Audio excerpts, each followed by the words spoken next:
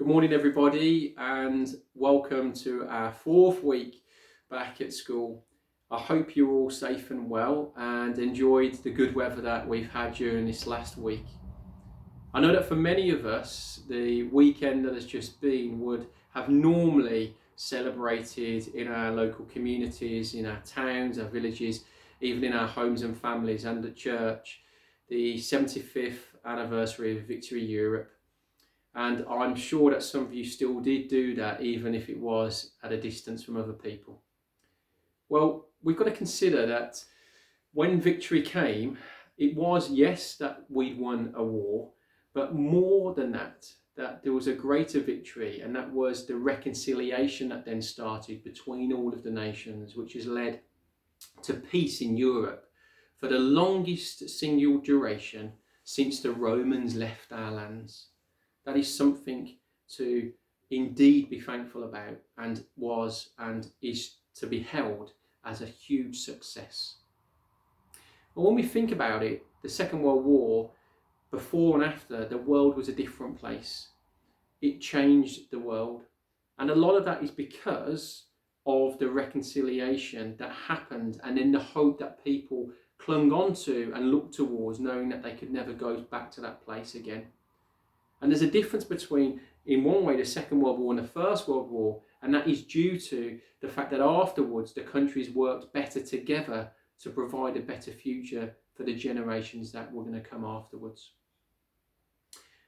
And that brings me to think about, well, what are we going to do post this lockdown, and as we now hopefully start to get news from our government that we're going to be eased back into some better and normal working pattern of life.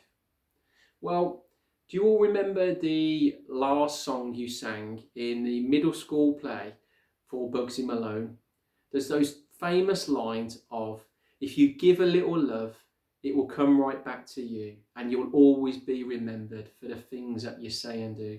And then it's da da da da da da da. But just think about the lines. They're wonderful. In this lockdown period, I'm sure many of us have given more love to our neighbours and our communities and families than we ever have before. So there's a big tick in the box of, have we given love, and has it come back to us? Yes. But then there's the second line. You'll always be remembered for the things that you say and do. So what are we going to be remembered by, and how are we going to continue that and take it forward? When we look at it on a global scale, there was a great article on the BBC News last week online where they showed 5 different maps from around the world to do with visibility in certain countries like India looking towards the Himalayas, and carbon footprints in cities such as Paris and New York, how it had improved dramatically just in such a short period of time, 6 to 8 weeks. Now, if that's what we can do in a short period of time, what can we do with all the time left to each one of us on Earth, both as individuals but also as a race of human beings? Well, only the future will tell us that. Only time will tell. But the question is, for each one of us, what are we going to take out of this that helps us improve and take care of ourselves better, and also the earth on which we live?